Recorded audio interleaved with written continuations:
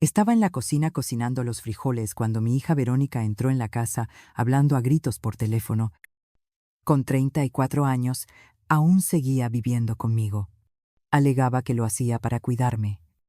Pero en el fondo, yo sabía que la verdadera razón era que no podía hacerse cargo de sus propias cuentas. Ese día estaba enfurecida porque su exmarido, Héctor, había vuelto a retrasarse con la pensión de mi nieto Mateo, que apenas tenía 9 años, cuando apagué la estufa y me giré para preguntarle si quería almorzar. Verónica estalló. Vieja asquerosa, ¿no ves que estoy hablando por teléfono? Y entonces sucedió algo que jamás creí que me tocaría vivir. Me lanzó un escupitajo al rostro. La saliva resbaló por mi mejilla mientras ella continuaba vociferando. No sirves más que para estorbar. Deberías quedarte callada en tu rincón. Me limpié el rostro con el delantal. Me tragué la humillación y permanecí en silencio. Mi nombre es Isabel Ramírez. Tengo 67 años y siempre me caractericé por ser una mujer de carácter fuerte. Crié a Verónica sola después de que mi esposo Héctor nos abandonara cuando ella contaba apenas 6 años. Trabajé como costurera durante 38 años con el propósito de brindarle educación y una vida digna. Con mucho sacrificio, logré comprar esta casa en la colonia Lindavista, siempre con el sueño de que un día sería un hogar lleno de respeto y cariño. Pero desde hacía 3 años, cuando Verónica regresó a vivir conmigo tras su divorcio, aquella casa se había convertido en un verdadero infierno. Me trataba como a una sirvienta. Me gritaba delante de Mateo, y yo guardaba silencio, pensando en el bienestar de mi nieto. En ese instante, al observar mi reflejo en el espejo del baño, con el rostro aún húmedo de la ofensa, algo dentro de mí empezó a despertar. Más tarde, mientras Verónica salía a ocuparse de sus asuntos y dejaba a Mateo bajo mi cuidado, me quedé reflexionando sobre todo lo que había ocurrido. Mi nieto me abrazó y me susurró al oído: abuela, ¿por qué mamachi grita tanto? Aquellas palabras inocentes me atravesaron como un rayo. Me di cuenta de que Mateo estaba creciendo con la idea de que era normal faltar al respeto a los mayores, sobre todo a las mujeres. Esa noche, después de que todos se hubieran acostado, me senté en la cocina con una taza de té de manzanilla y comencé a mirar mi situación con una claridad nueva. Verónica no estaba ahí para apoyarme. Me estaba utilizando. La casa estaba a mi nombre. Los recibos se pagaban con mi pensión, y además yo me hacía cargo de Mateo mientras ella fingía buscar empleo. Lo que ninguno de los dos sospechaba era que yo tenía mucho más control sobre mi vida de lo que creían. Y todo estaba a punto de transformarse. La mañana siguiente amaneció gris. Como si el cielo reflejara el peso que cargaba en el alma, Verónica se levantó de mal humor, como casi siempre en los últimos tiempos, y comenzó su rutina de quejas mientras yo preparaba el desayuno. Este café está demasiado cargado. Mamá, ya no sabes ni preparar un café decente, me dijo, sin dignarse a mirarme. Con los ojos pegados a la pantalla del celular, Mateo entró corriendo a la cocina con su uniforme escolar mal colocado. Cuando me agaché para acomodarle la camisa, me murmuró bajito: abuela, soñé que nos íbamos a vivir a otro sitio, donde pudiéramos ser felices. Sus palabras me atravesaron el corazón. Ese niño de 9 años ya percibía la tensión de la casa, la pesadez del ambiente, la constante falta de respeto hacia su abuela. Mientras desayunaban, yo permanecí de pie junto a la estufa. Observaba una escena que se repetía cada mañana: Verónica revisando sus redes sociales, ignorando por completo a su hijo, que trataba de contarle con entusiasmo una tarea de la escuela. Mamá, la maestra dijo que tengo que hacer un árbol genealógico, decía Mateo con ilusión, a lo que ella respondía, sin levantar la vista a Ale: no ves que estoy ocupada. Pero mami, el niño se quedó callado con la cucharita del cereal a medio camino de la boca, y yo sentí cómo se me oprimía el corazón. ¿Siempre era igual?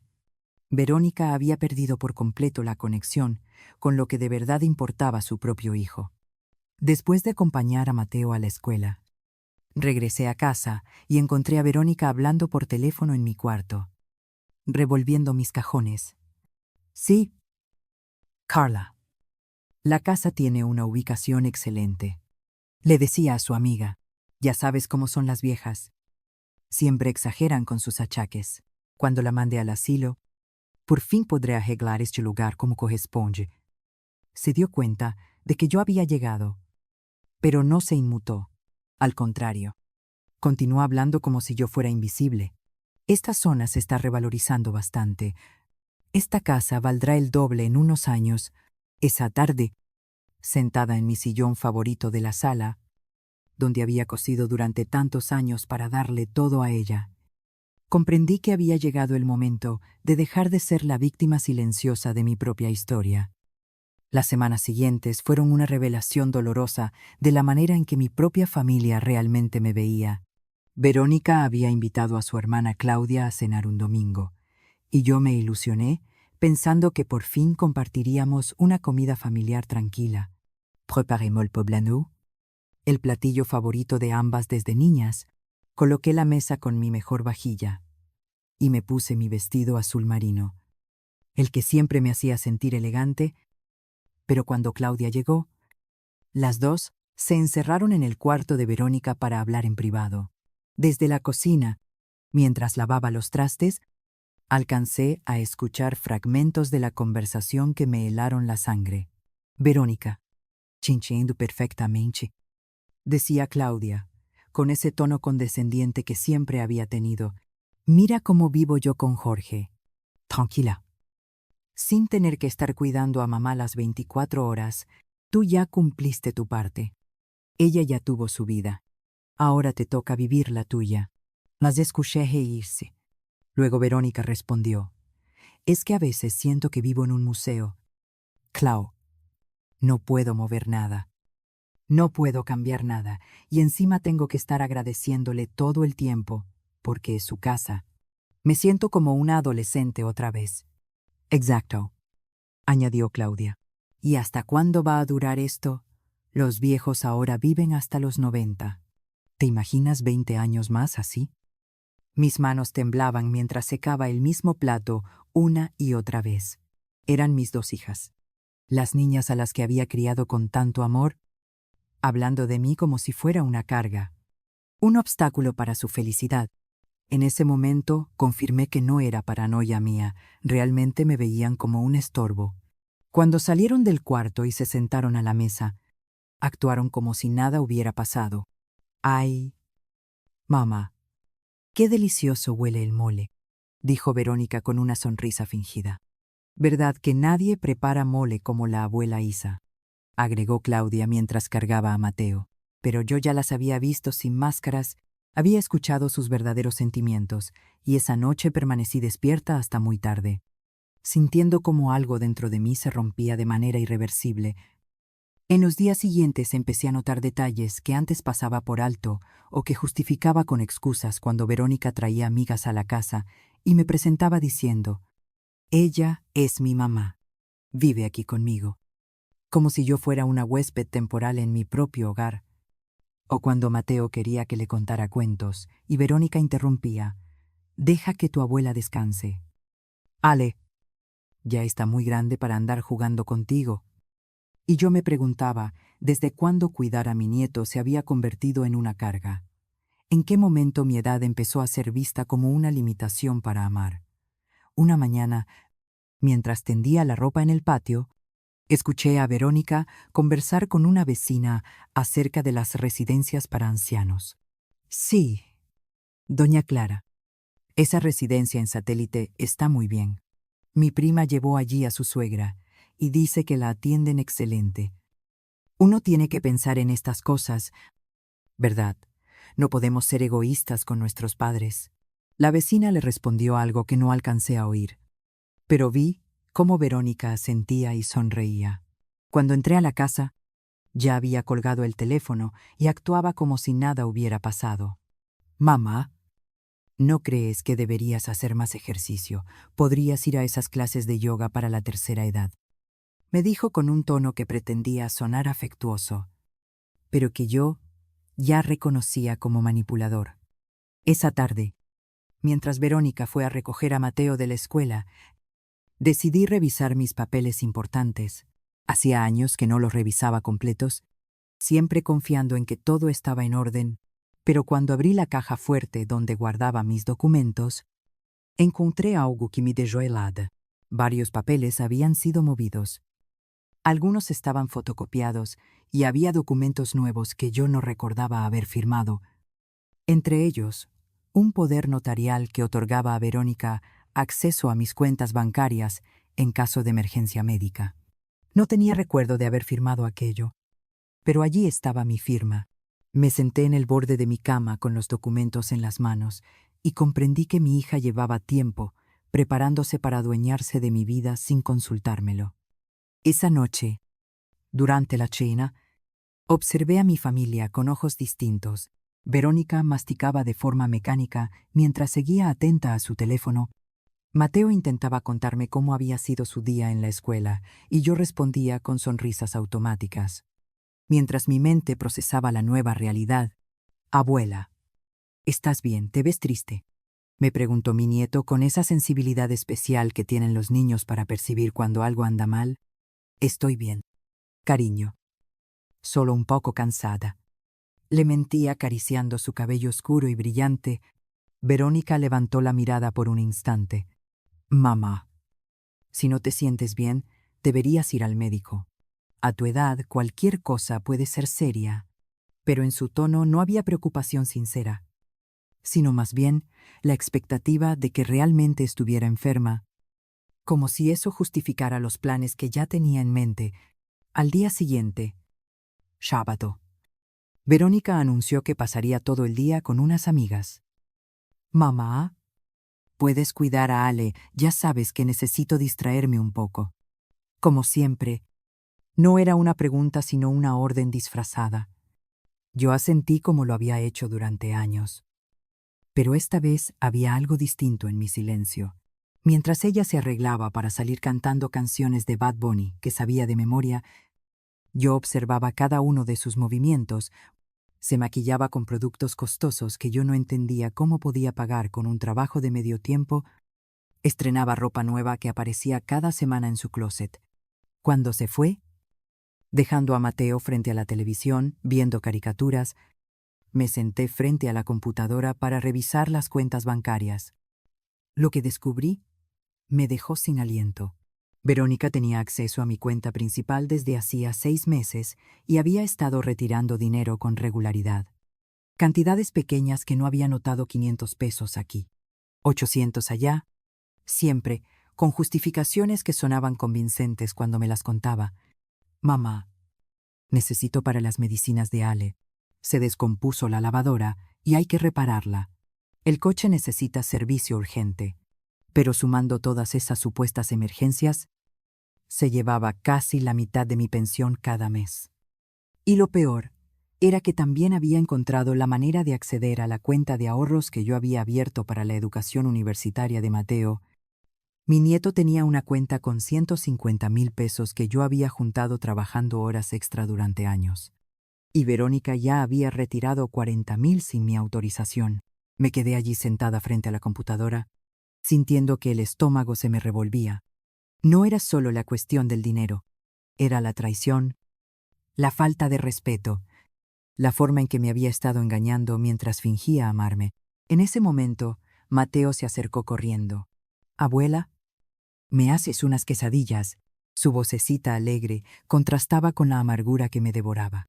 Lo cargué, le di un beso en la frente y le preparé sus quesadillas favoritas con queso Oaxaca y un poco de salsa verde. Mientras él comía feliz, yo tomé una decisión que lo cambiaría todo. Ya no iba a ser más la abuela sumisa que se dejaba robar y humillar. Tenía 67 años. Pero mi mente nunca había estado tan lúcida, y había llegado el momento de demostrarles lo que significaba perder a alguien que realmente los había amado. Durante los días siguientes, mantuve mi rutina de siempre. Pero por dentro ya no era la misma. Cada mañana me levantaba con una determinación que no había sentido en muchos años. Cuando Verónica me levantaba la voz, yo simplemente asentía y continuaba con mis quehaceres. Si me pedía dinero para gastos que consideraba urgentes, le entregaba lo que tenía a mano sin cuestionar nada, pero por las tardes, cuando ella salía y Mateo estaba en la escuela, yo comenzaba a hacer llamadas que resultaban cruciales. La primera fue a mi primo Ernesto, que vive en Monterrey. Le conté todo lo que estaba viviendo. Él escuchó con atención y me dijo algo que se me quedó grabado, Isabel. El respeto no se implora, se conquista, y si alguien decide negártelo, tú tienes derecho a negárselo también. Después, contacté al licenciado Gutiérrez, el abogado que me había asesorado cuando compré la casa. Le expliqué lo que había encontrado entre mis documentos, y él me confirmó algo que me estremeció. El poder que Verónica me había hecho firmar era excesivamente amplio. Le otorgaba casi un control absoluto sobre mis bienes. Si lograba demostrar que yo estaba incapacitada, podría disponer de todo. Señora Isabel, me dijo con gravedad, esto es más común de lo que imagina. Muchos hijos manipulan a sus padres para quedarse con su patrimonio. Pero usted puede revocar ese poder en cualquier momento. Su mente está completamente clara. Esa tarde salí de su despacho con una carpeta repleta de papeles nuevos y con un plan que movería los cimientos de la vida que mi hija creía tener, bajo control. El viernes por la noche, Verónica llegó con noticias que me helaron la sangre. Mamá, tengo algo importante que decirte, anunció mientras se servía un vaso de agua en la cocina. He estado pensando mucho en tu bienestar, y creo que ya es momento de que consideremos otras opciones para tu cuidado. Me senté en una silla fingiendo no saber hacia dónde se dirigía la conversación. ¿Qué tipo de opciones? Ella, pregunté con voz inocente.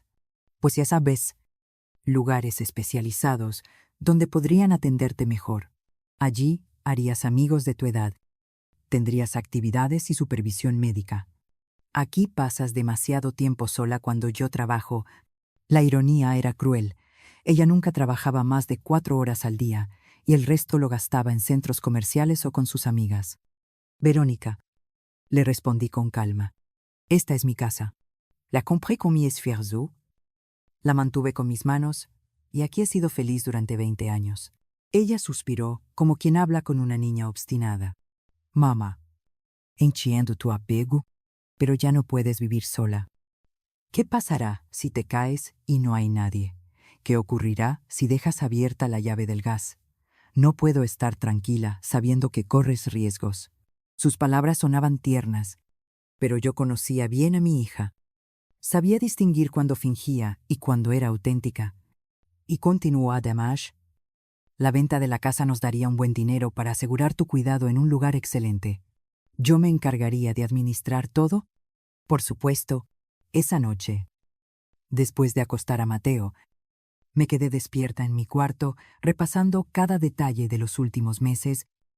Recordé todas las veces que Verónica había mencionado historias de ancianos que sufrían accidentes, los comentarios sobre lo caro que era mantener una casa grande, la manera en que había empezado a hablar de residencias de ancianos como si fueran balnearios de lujo. Todo había sido una campaña calculada para convencerme de que necesitaba cuidados especializados, cuando la realidad era que ella necesitaba mi dinero y mi hogar. El lunes, muy temprano, mientras Verónica dormía profundamente tras llegar borracha la noche anterior, salí de casa con mi bolso más elegante y todos mis documentos. La primera parada fue en el banco. Pedí hablar con el gerente general. Le conté todo lo sucedido y le mostré los retiros irregulares. Él bloqueó de inmediato el acceso de Verónica a mis cuentas. Señora Ramírez, me dijo con respeto, usted tiene pleno derecho a proteger su patrimonio. Su hija no estaba autorizada a retirar dinero de la cuenta del menor. Firmé nuevos documentos. Cambié mis claves y sentí que recuperaba mi libertad financiera, después de meses de haber sido despojada en mi propia casa. Mi segunda parada fue con el licenciado Gutiérrez. Allí firmé la revocación del poder que Verónica me había hecho rubricar, pero además dimos un paso más importante. Elaboramos un testamento nuevo. En el anterior, todo pasaba a manos de Verónica. En el nuevo, Todo quedaba bajo un fideicomiso a favor de Mateo, administrado por un tutor independiente, hasta que cumpliera 25 años. Verónica no recibiría ni un solo peso. Licenciado, le dije con firmeza. Quiero garantizar que mi nieto tenga un futuro digno, sin depender de una madre, incapaz de valorar ni cuidar lo que posee. Salí de ese despacho sintiéndome más ligera que en años, pero mi plan apenas comenzaba. Aquella misma tarde, mientras Verónica pensaba que yo dormía la siesta, contacté a una agencia inmobiliaria muy discreta. El avalúo de mi casa fue una sorpresa, incluso para mí valía 2.800.000 pesos. Mucho más de lo que Verónica suponía. El agente me explicó que tenía compradores interesados que podrían cerrar la venta en menos de 3 semanas. ¿Está segura?, me preguntó con preocupación sincera. Señora Ramírez, es una decisión importante. Joven, le respondí. Tengo 67 años y sé perfectamente lo que hago. Mi hija quiere mi casa, pero no me quiere a mí, pues va a aprender la diferencia. Durante esos días observé a Verónica con otra mirada. Escuchaba cómo se burlaba de las señoras mayores en la televisión. Ay, estas viejas dramáticas, siempre exagerando. Veía cómo trataba a Mateo cuando estaba de mal humor.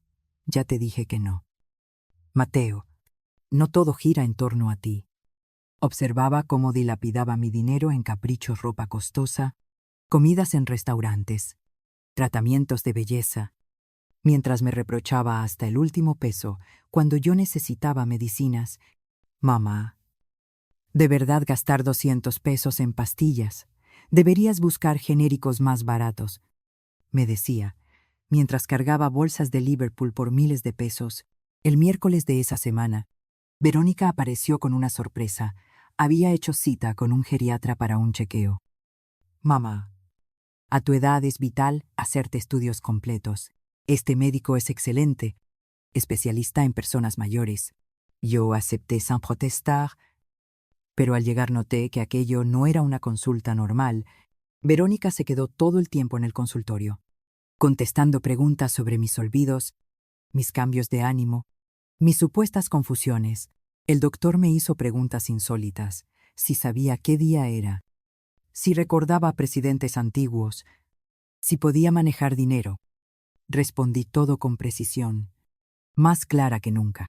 Pero noté cómo Verónica intervenía. Doctor, es que en casa a veces confunde las fechas. Últimamente anda muy olvidadiza con las llaves. Cuando salimos, iba callada, visiblemente molesta porque el médico no había encontrado signo alguno de deterioro. En el coche, de regreso a casa, me dijo algo que confirmó mis sospechas. Mamá, creo que te pusiste nerviosa con el doctor. No respondiste como lo harías normalmente. Era increíble. Trataba de convencerme de que estaba mal cuando había demostrado lo contrario. Verónica, le dije serena, mis facultades están intactas. En realidad, nunca me había sentido tan lúcida. Ella no respondió, pero vi cómo apretaba el volante con furia. Esa noche fue la última en que cené con mi familia bajo ese techo. Verónica había preparado unos sándwiches rápidos porque tenía una cita importante. Y Mateo, emocionado, contaba sobre un proyecto escolar de ciencias.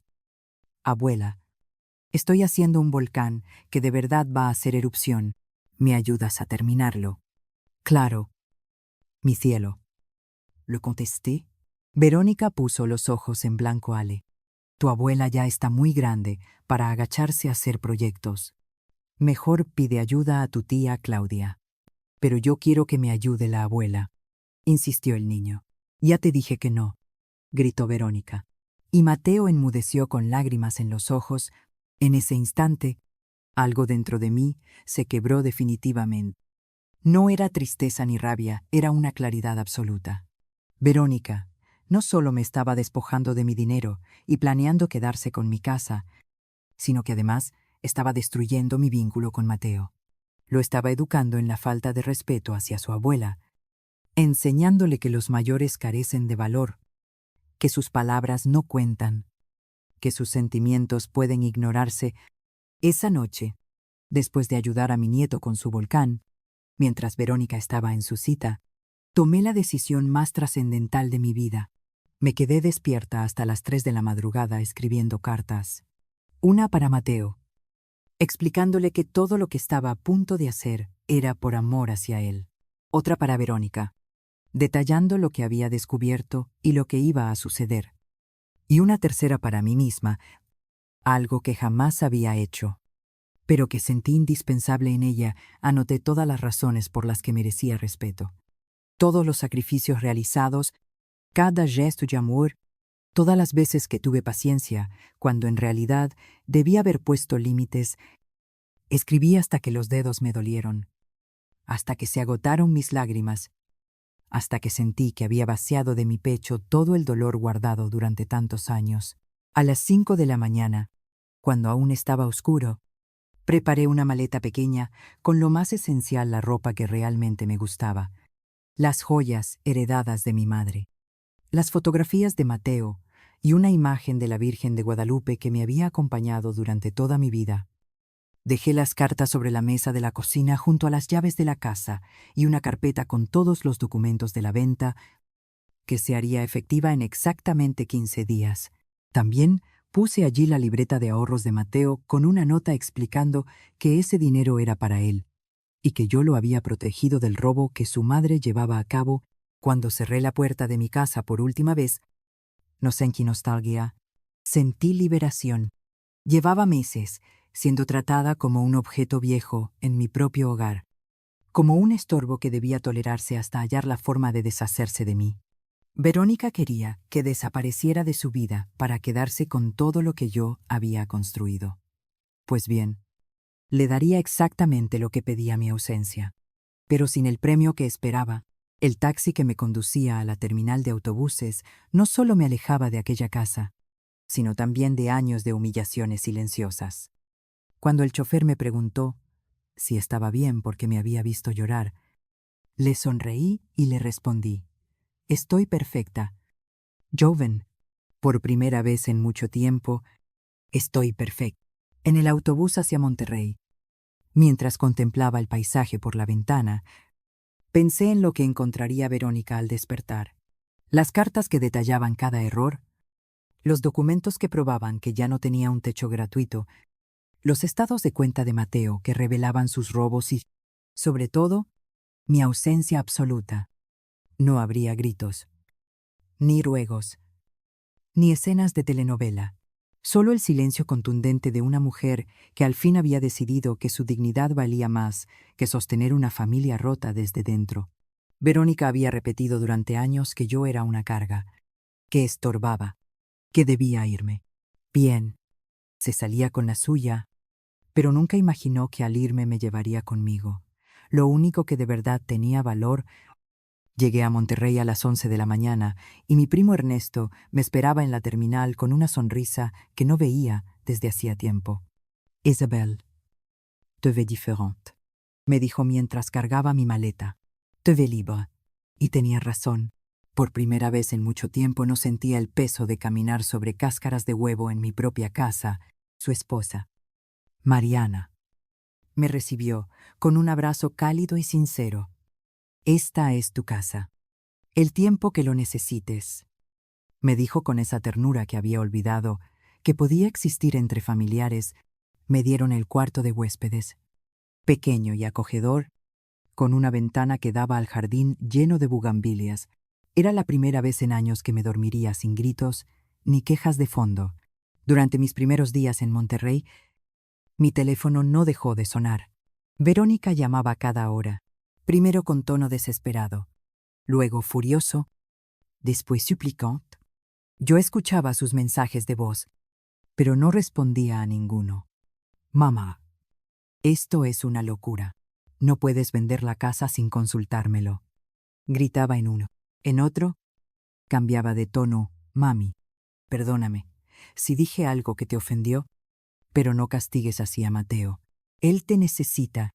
Y en los más desesperados: «Isabel, esto es ilegal. Voy a demandar para detener la venta». Cada mensaje confirmaba que había tomado la decisión correcta. No había disculpa sincera, solo pánico por perder lo que creía suyo. El tercer día, recibí la llamada del licenciado Gutiérrez. Señora Ramírez, su hija vino a mi oficina con un abogado. Están intentando impugnar la venta, alegando que usted no está en plenas facultades mentales. Reí por primera vez en semanas. Licenciado, espero que les haya mostrado los documentos médicos y psicológicos que me pidió obtener. Por supuesto. Señora, el certificado del geriatra confirma que usted está perfectamente lúcida. Su hija no tiene recursos legales. La venta procede como está programado. Colgué sintiendo una satisfacción que jamás había experimentado. Verónica había subestimado por completo a su pobre vieja madre. Una tarde, mientras ayudaba a Mariana a preparar la cena, recibí una llamada que me rompió el corazón. Era Mateo, llorando. Abuela, ¿por qué te fuiste? Mamá dice que estás enojada conmigo. Su vocecita temblorosa me hizo estremecer. Mi amor, jamás podría enojarme contigo. Eres lo que más amo en este mundo. Entonces, ¿por qué no vienes extraño que me ayudes con mis tareas? Mariana notó que lloraba y me colocó una mano en el hombro. Mateo, a veces los adultos debemos tomar decisiones difíciles para proteger a quienes queremos. Yo te estoy cuidando, aunque ahora no lo entiendas, pero ¿cuándo volverás? La pregunta me desgarró. No lo sé. Cielo, pero siempre serás lo más importante para mí. Tras colgar, me encerré en el cuarto y lloré como no lo hacía en años. No era tristeza, era rabia. Rabia porque Verónica usaba a Mateo para manipularme. Rabia porque mi nieto sufría por las decisiones egoístas de su madre. Rabia porque después de todo lo que hice por ella, Verónica no comprendía que mi elección era precisamente para proteger a Mateo de crecer en un ambiente donde no se respetaba a los mayores. Mariana llamó suavemente a la puerta. Isabel, ¿puedo pasar? Entró con una taza de té de manzanilla y se sentó a mi lado en la cama. Mi hermana Victoria pasó por lo mismo con su hijo. Ahora duele. Pero hiciste lo correcto. Esa noche, acostada en mi nueva cama, empecé a recordar cómo había llegado a este punto. Pensé en Héctor, mi exmarido, que se fue cuando Verónica tenía 6 años porque no quiso asumir la responsabilidad de una familia. Recordé las noches cosiendo hasta las 3 de la madrugada para pagar la renta de aquel cuartito en la colonia Doctores. Verónica era una niña preciosa, de ojos grandes y sonrisa traviesa, que siempre me preguntaba cuándo volvería su papá. Pronto. Amor, le mentía, porque no tenía valor para decirle que él había preferido su libertad antes que nosotras. Durante años, ella fue lo único luminoso en mi vida, la razón por la que trabajaba 18 horas diarias, la motivación para seguir cuando todo parecía imposible. Recordé cuando cumplió 15 años. Había ahorrado durante 2 años para organizarle una fiesta que cumpliera sus sueños. Renté un salón pequeño en la colonia Roma. Le compré un vestido rosa que la hacía ver como una princesa. Contraté un grupo de mariachis conocidos. Esa noche, al verla bailar el vals con mi hermano Roberto, que hizo de padre, sentí que cada sacrificio había valido la pena. Mami, gracias por hacer esto por mí, me dijo esa noche, abrazándome fuerte. Eres la mejor mamá del mundo. Aquellas palabras fueron bálsamo para mi alma cansada. ¿En qué momento esa niña agradecida se convirtió en la mujer que me escupía en el rostro? Al día siguiente, Ernesto me propuso caminar por el centro histórico de Monterrey. Hacía años que no paseaba sin prisa. Sin pensar en volver corriendo a preparar comida o lavar la ropa de Verónica, caminamos por calles llenas de historia. Admiramos iglesias antiguas. Nos sentamos en una banca de la plaza principal a comer helado como turistas. Isabel, me dijo Ernesto mientras observábamos a las familias paseando, ¿cuándo fue la última vez que hiciste algo solo porque te daba placer? Me quedé en silencio y comprendí algo terrible. No recordaba la última vez que hice algo por mí. Toda mi vida había girado en torno a Verónica. A Mateo. ¿Sabes qué? Le dije. Quiero llamar a mi vieja amiga Teresa. Trabajábamos juntas en el taller de costura hace 20 años. Ella se casó y se mudó a Puebla, pero nunca perdimos del todo el contacto. Cuando la llamé y le conté lo sucedido, me sorprendió su reacción. Isabel, me alegra que al fin reaccionaras. Siempre supe que esa muchacha te estaba aprovechando. Varias veces que contestó tus llamadas, noté la mala cara con la que me atendía, como si yo estorbara. Teresa me invitó a visitarla en Puebla. Ven unos días. Amiga, tengo un negocio de ropa y podrías ayudarme. Te hará bien estar activa y conocer gente nueva. Esa charla me hizo reflexionar sobre cuántas oportunidades había rechazado por no dejar sola a Verónica. Cuántos viajes, cuántas invitaciones, cuántos momentos felices sacrifiqué por una hija que solo me veía como sirvienta. Recordé cuando mi comadre Dolores me invitó a un crucero por el Caribe para celebrar sus 60 años. Dolores, no puedo dejar a Verónica con el niño. Ella trabaja demasiado. Le dije entonces. La realidad era que mi hija apenas trabajaba 4 horas al día y el resto lo pasaba en el gimnasio o con sus amigas. Yo rechacé un viaje soñado para cuidar de una mujer adulta que podía valerse sola. El sábado por la mañana, mientras desayunábamos en el patio de la casa de Ernesto, recibí una llamada inesperada. Era Claudia, la hermana de Verónica, con voz inquieta. Tía Isabel, ¿dónde está Verónica? Anda como loca buscándola. Estoy perfectamente bien. Claudia, y dile a tu hermana que deje el teatro. Pero tía, Mateo está muy triste. No deja de preguntar por usted.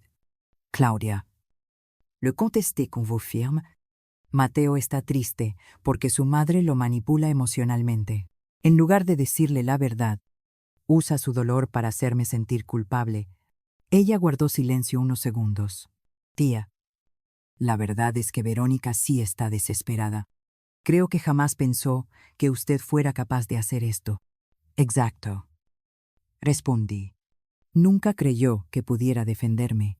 Ese fue su error. Ay, colgá. Ernesto me hizo una pregunta que me sacudió Isabel. ¿Crees que Verónica realmente no sabía que te lastimaba o simplemente no le importaba? Aquello me incomodó porque era algo que había evitado pensar. Durante años, me convencí de que su actitud era fruto del estrés, del divorcio, de la dificultad de criar sola a Mateo. Pero, en esa mañana tranquila, recordé muchos momentos en los que vi en sus ojos que era consciente de lo que hacía cuando me gritaba delante de sus amigas y luego me guiñaba un ojo como si fuera un juego, cuando pedía dinero sabiendo que nunca lo devolvería. Ernesto, dije finalmente, creo que Verónica sí sabía que me hería. Y creo que disfrutaba tener ese poder sobre mí. Fue la primera vez que lo admití en voz alta, y al hacerlo me liberé de un peso enorme. Durante años, me hizo creer que era yo quien exageraba, que era demasiado sensible. Pero la verdad era otra. Ella gozaba humillándome porque eso la hacía sentir adulta, superior, poderosa. ¿Y sabes qué es lo más doloroso?, añadí, que yo se lo permití por miedo a perder su amor. Pero entendí que ese amor nunca existió realmente. Esa tarde recibí otra llamada del licenciado Gutiérrez con noticias alentadoras. Señora Ramírez, la venta se completó exitosamente. El dinero ya está en su nueva cuenta. ¿Qué desea que hagamos con las pertenencias que quedaron en la casa? Licenciado, lo que queda ahí son cosas de Verónica y Mateo. Yo me llevé lo único que me importaba. Y los muebles, algunos claramente son suyos. Que se los quede, considérelo mi último regalo de despedida. ¿Hay colgar? Ernesto me vio sonreír. Buenas noticias, las mejores. Oficialmente ya no tengo casa en Ciudad de México y nunca me había sentido tan libre. Esa noche, Mariana me preparó mi cena favorita, mole con pollo y arroz rojo.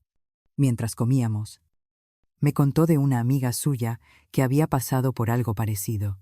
Se llamaba Victoria. Tenía 3 hijos que la maltrataban. Un día se marchó a vivir con su hermana a Mérida. Los hijos la buscaron desesperados. Pero cuando la hallaron, ella ya había rehecho su vida, tenía un trabajo que disfrutaba, nuevas amigas, incluso un pretendiente. Ustedes me llamaban estorbo, les dijo. Ahora vean cómo se siente vivir sin mí. La historia me arrancó una risa. ¿Y qué pasó?, pregunté. Al principio los hijos estaban furiosos, pero al cabo de unos meses se dieron cuenta de cuánto dependían de ella. Le pidieron perdón de rodillas, pero ella decidió que su nueva vida era mucho mejor. El domingo por la mañana, mientras regaba las plantas del jardín de Mariana, sonó mi teléfono. Un número desconocido. Contesté. Señora Isabel. Era la voz de una mujer joven. Sí. ¿Quién habló? Soy Carolina, la maestra de Mateo. Perdón por tomarme la libertad, pero estoy muy preocupada por el niño. Se me heló la sangre. ¿Qué ocurre con mi nieto? Está muy triste. Señora, no deja de preguntar por usted. Dice que se fue porque él se portó mal.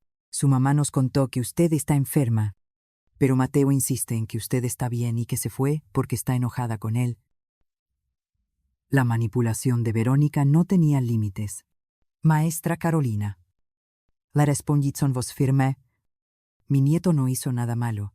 Yo tuve que alejarme de una situación muy complicada en casa, pero eso no tiene nada que ver con Mateo. Respondí con firmeza. Señora, ¿sería posible que le escribiera una carta? El niño necesita saber que no es su culpa. Me sugirió la maestra. Esa misma tarde me senté a redactar la carta más difícil de mi vida. Lo expliqué a Mateo, con palabras que pudiera comprender, que a veces los adultos debíamos tomar decisiones dolorosas, que lo amaba más que a nada en el mundo, pero que necesitaba estar en un sitio donde se me tratara con dignidad. Le dije que cuando fuera mayor entendería mejor, pero que mientras tanto debía saber que no tenía ninguna culpa.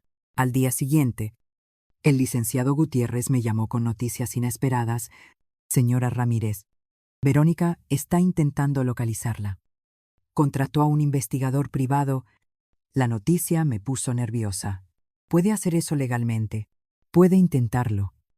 Pero usted es una persona adulta en pleno uso de sus facultades. No está obligada a revelar dónde vive ni a recibir visitas que no desea.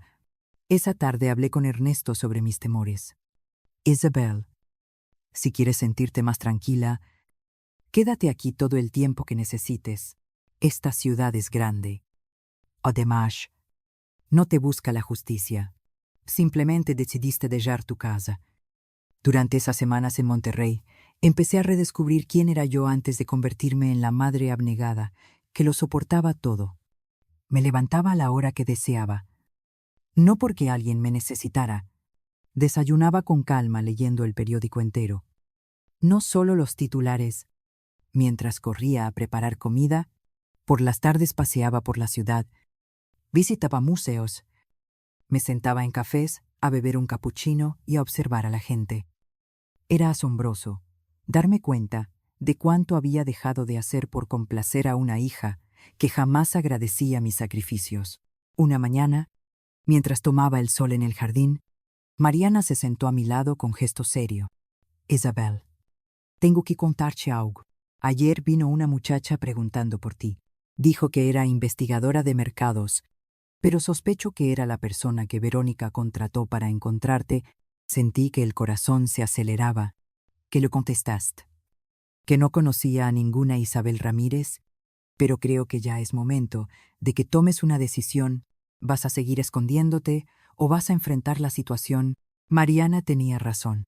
Llevaba semanas huyendo, pero no podía hacerlo para siempre. Esa noche, tomé una decisión trascendental. Llamé a Teresa en Puebla y acepté su invitación. Sigue en pie tu oferta de trabajo. Por supuesto. ¿Cuándo puedes venir? La próxima semana. Puebla estaba más lejos de Ciudad de México. Y, además, allí tendría una ocupación que me mantendría activa y me daría independencia económica. No pensaba vivir eternamente del dinero de la venta de la casa. Lo guardaría para asegurar el futuro de Mateo. Quería demostrarme, y de paso a Verónica, que con 67 años aún era capaz de empezar de nuevo.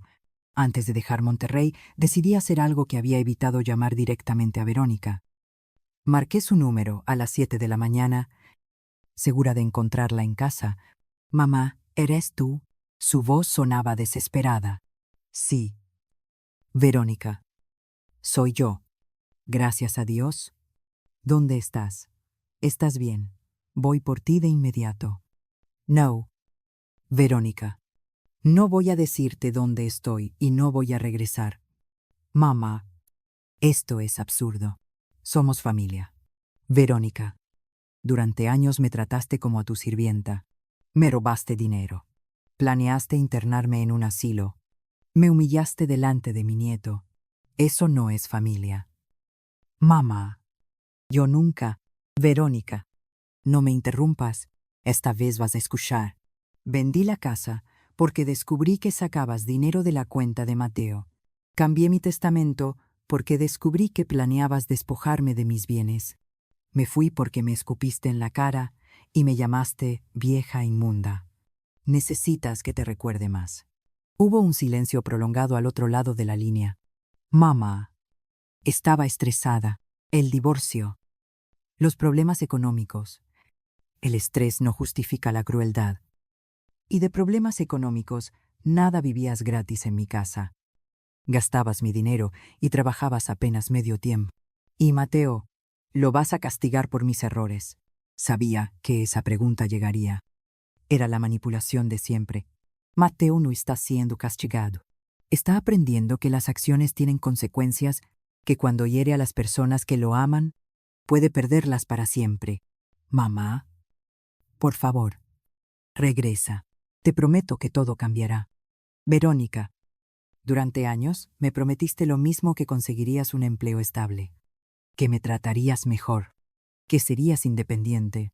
Pero las únicas promesas que cumpliste fueron las amenazas.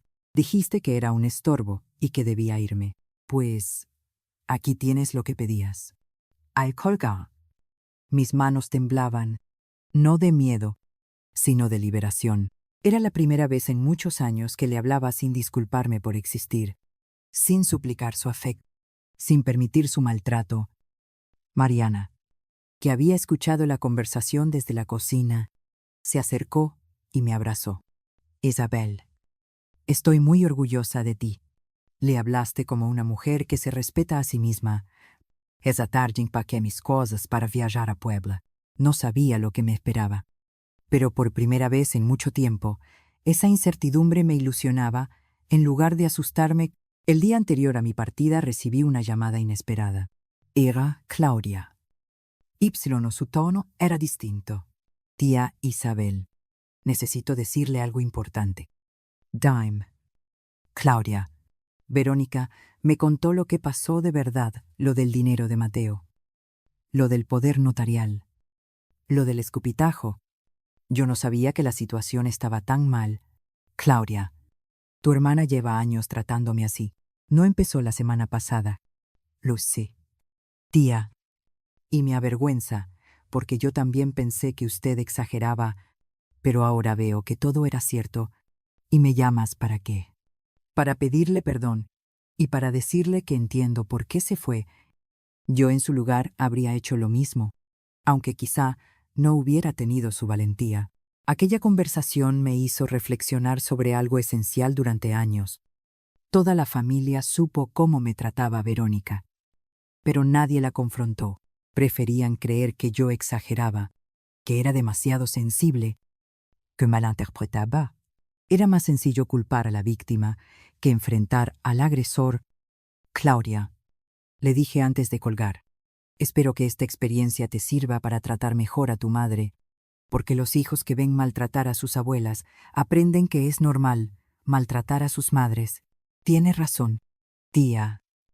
Voy a reflexionar mucho sobre esto. La mañana de mi partida hacia Puebla, mientras esperaba el autobús en la terminal, miré hacia atrás una última vez, no a la estación, sino a toda esa etapa de mi vida que quedaba cerrada. Había sido la madre ejemplar, la abuela dedicada, la mujer que siempre se ponía en último lugar. y había terminado siendo escupida por la persona que más amaba, pero esa humillación me había despertado de un largo y doloroso letargo, me había devuelto a mí misma. Cuando subí al autobús hacia Puebla, no llevaba solo una maleta con ropa. Llevaba la sabiduría de una mujer que al fin había comprendido que el amor propio no es egoísmo, sino supervivencia.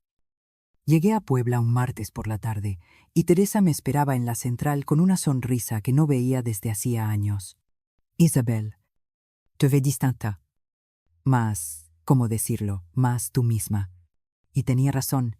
Durante el trayecto de 5 horas desde Monterrey, había sentido cómo cada kilómetro me alejaba, no solo de Verónica, sino también de la mujer sumisa en que me había convertido.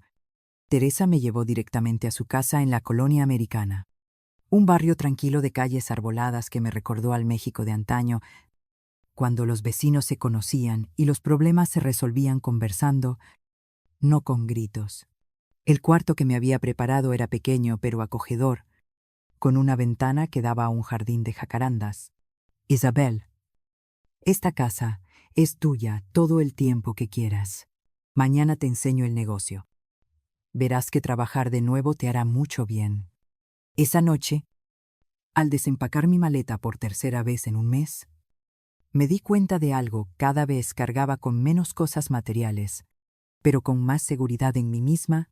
Ya no necesitaba los objetos que durante años creí que definían mi identidad. Mi verdadera identidad renacía desde dentro. La boutique de Teresa se llamaba Elegancia Madura y estaba especializada en ropa para mujeres de más de 50 años. Hay un mercado enorme de señoras que quieren vestirse bien pero no encuentran prendas adecuadas a su edad y a su cuerpo, me explicó mientras me mostraba el local. Aquí no vendemos ropa de jovencitas ni disfraces de abuela. Vendemos elegancia real. Me emocioné al ver los vestidos bien confeccionados, las blusas de calidad, los accesorios con clase.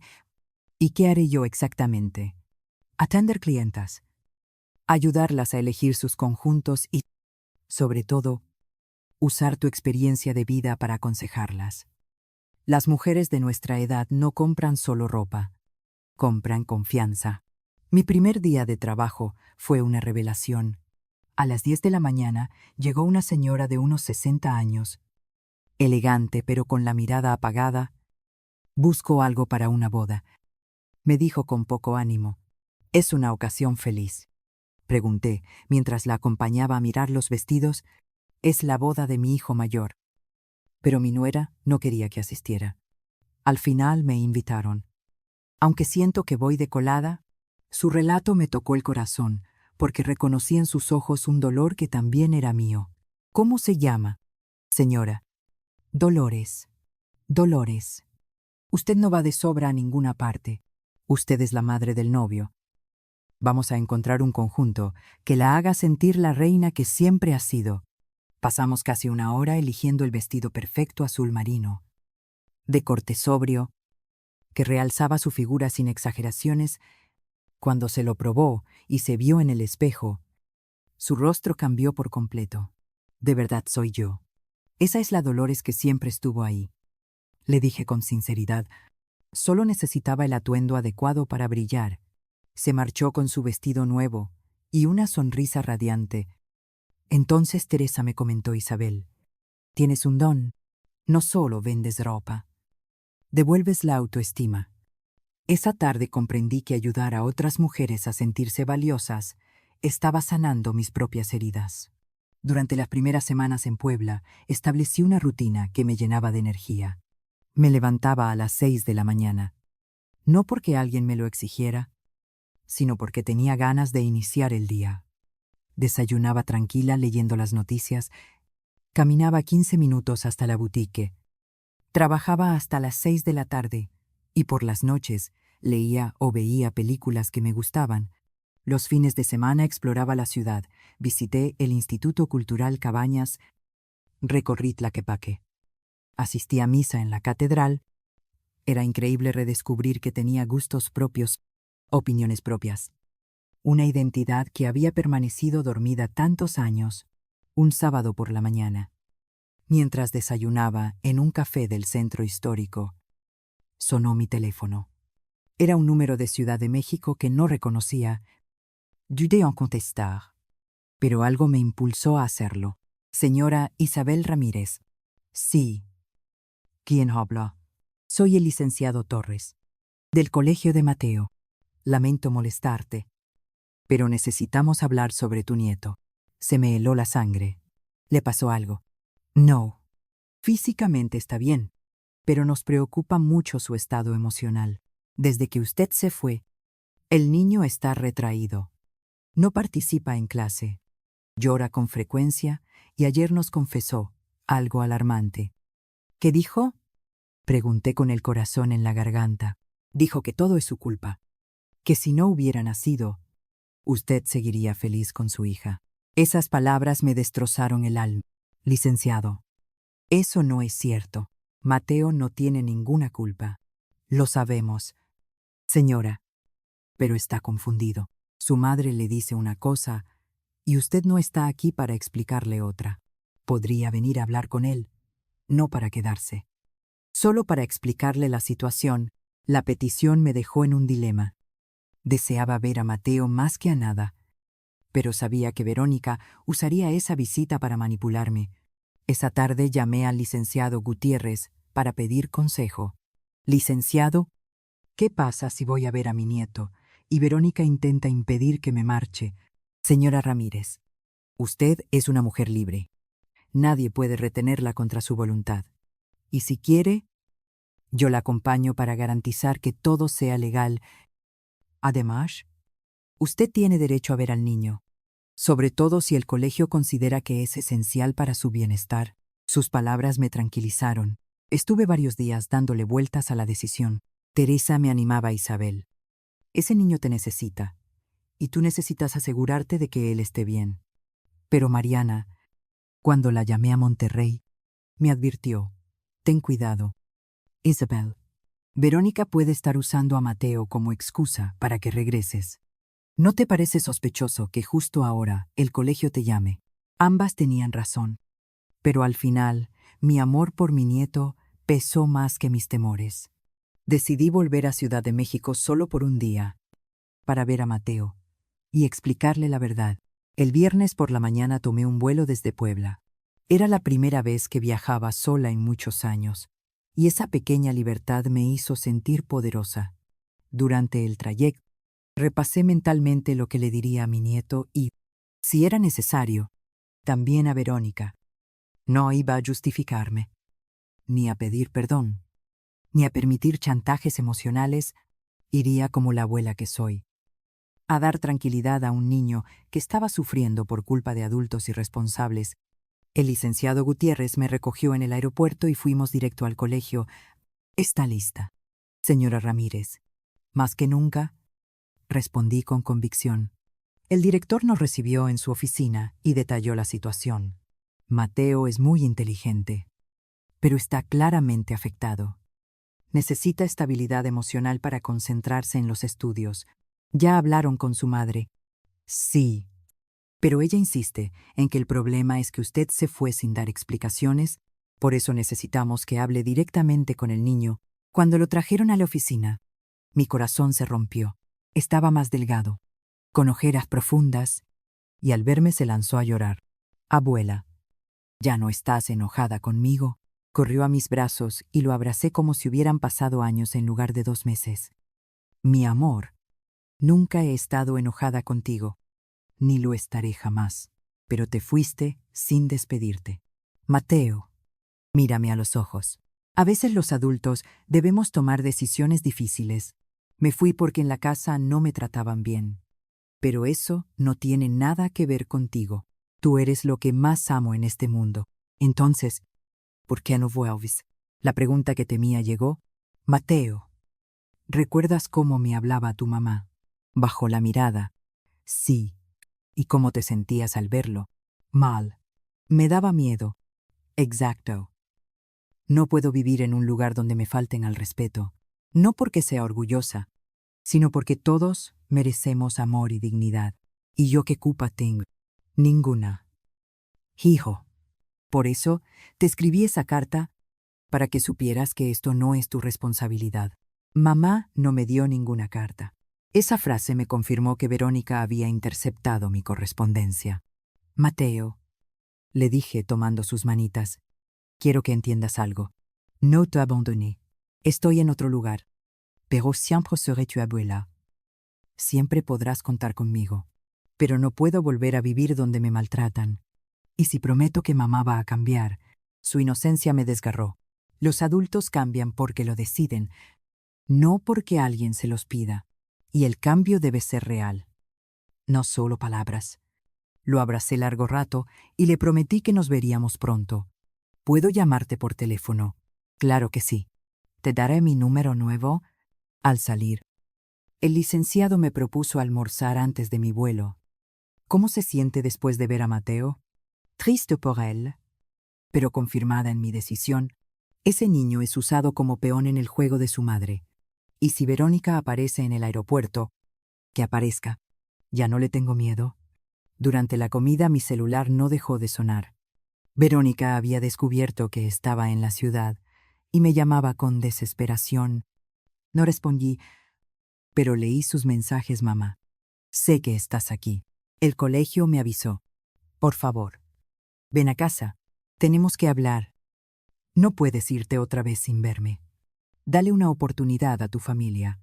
Cada palabra confirmaba que no entendía, no era cuestión de dar oportunidades, sino de respeto básico. A las 3 de la tarde el licenciado me acompañó al aeropuerto. Mientras esperaba en la sala de abordaje me sentía orgullosa de mí misma.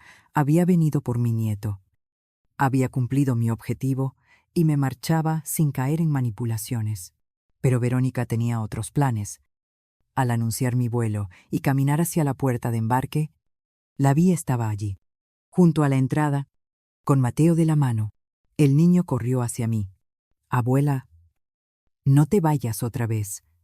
Y Verónica se acercó con lágrimas en los ojos, la actriz perfecta. Mamá, por favor, Alejandro necesita a su abuela. Yo necesito a mi madre. Verónica, le dije serena pero firme. No haré un espectáculo aquí. Esto es un aeropuerto. Entonces ven a casa, hablemos como familia. No tenemos nada que hablar hasta que entiendas lo que hiciste mal. Ya te pedí perdón. ¿Qué más quieres? No quiero disculpas vacías. Quiero cambios reales. ¿Y cómo voy a cambiar si no me das la oportunidad? La misma lógica circular de siempre. Verónica, durante 3 años te di oportunidades cada día. Cada vez que me gritabas y luego actuabas como si nada, cada vez que me faltabas al respeto y yo callaba, cada vez que me pedías dinero sin intención de devolverlo, agotaste todas tus oportunidades. Mateo miraba angustiado. Mira lo que le haces al niño, dijo Verónica como última carta. Mira lo que tú le has hecho durante años. Respondí. Lo pusiste en medio de nuestros conflictos en lugar de protegerlo. Lo estás usando ahora para manipularme. Ella quedó sin palabras. Abuela, ¿puedo ir contigo? Me preguntó Mateo con inocencia. Mi corazón se partió. Pero también supe que buscaba la estabilidad que su madre no podía darle. Mi amor, le di agajándome a su altura. Tú debes quedarte con tu mamá. Es tu lugar, pero siempre que me necesites estaré para ti. ¿Me lo prometes? Te lo prometo. Lo abracé fuerte y le susurré, pórtate bien. Estudia mucho, y nunca olvides que tu abuela te ama más que a nada en el mundo. Cuando me incorporé, Verónica tenía el rostro rojo de rabia contenida. Esto no se va a quedar así. Isabel, tienes razón, respondí con una sonrisa serena. No se quedará así. Empeorará si no aprendes la lección. Durante el vuelo de regreso reflexioné. Ver a Mateo me confirmó que había tomado la decisión correcta. Ese niño necesitaba ver que los adultos podían respetarse a sí mismos, que no aceptaban maltratos, que eran capaces de tomar decisiones difíciles si volvía a ser la abuela sumisa de antes. Le enseñaría que el amor significaba soportar humillaciones. Era mejor mostrarle, con mi ejemplo, que el amor propio es tan valioso como el amor a los demás. Esa noche, al regresar a la casa de Teresa, Me esperaba con una cena caliente y una sonrisa cómplice. ¿Cómo te fue? Difícil, pero necesario. Vi a Mateo. Le confirmé que no es culpable de nada y comprobé que Verónica sigue sin entender nada. ¿Y cómo te sientes? Libre. ¿Completamente libre? Dormí mejor que en semanas. Sabiendo que había hecho lo correcto por mi nieto y por mí, al día siguiente decidí hacer algo que había pospuesto: llamar a mis viejas amigas para contarles mi nueva vida. La primera fue Victoria, que vivía en Morelia. Al narrarle mi historia, se sorprendió. Isabel, qué valiente. Yo llevo años soportando las groserías de mi hijo Miguel porque temo quedarme sola. Victoria, estar sola no es lo peor. Lo peor es estar acompañada de quienes no te valoran. Le hablé de la boutique, de mi independencia y de la paz que había encontrado. ¿Sabes qué? Isabel me diste mucho en qué pensar. El lunes, en la boutique, llegó una clienta que me marcó profundamente, una señora de unos 70 años, elegante pero triste. Busco ropa para ir a vivir a una residencia de ancianos, me dijo resignada. Mi hijo insiste en que ya no puedo vivir sola. Algo en su historia me recordó a la mía de hacía unos meses. ¿Usted quiere ir a esa residencia? Claro que no, pero mi hijo dice que es lo mejor para mí. ¿Y qué opina usted? Que mi hijo quiere quedarse con mi casa y necesita que yo esté fuera del camino. Pasamos la mañana conversando. Se llamaba Beatriz y su historia era un espejo de la mía: hijo manipulador. Presión constante, chantaje disfrazado de preocupación. Beatriz, le dije al final, usted está en pleno uso de sus facultades. Tiene recursos propios. Sí. Mi pensión y mis ahorros. Entonces, ¿por qué hacer lo que su hijo quiere y no lo que usted desea? Se quedó pensativa. No compró ropa para la residencia, sino un vestido hermoso para reflexionar mejor. Esa tarde Teresa me sorprendió con una propuesta que cambiaría mi vida. Isabel, lo he estado pensando. ¿Te gustaría ser mi socia en el negocio? ¿Me quedé sin palabra? ¿Tu socia? Sí. Tienes un talento especial para conectar con las clientas.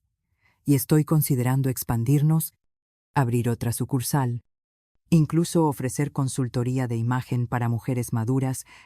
¿Te animas? La propuesta me emocionó hasta lo más profundo. No era solo una oportunidad financiera, era también la confirmación de que poseía valor, talento y capacidades que otras personas reconocían. Teresa, ¿estás segura? Nunca he sido socia de nada. Isabel, tienes algo que el dinero no puede comprar: experiencia de vida.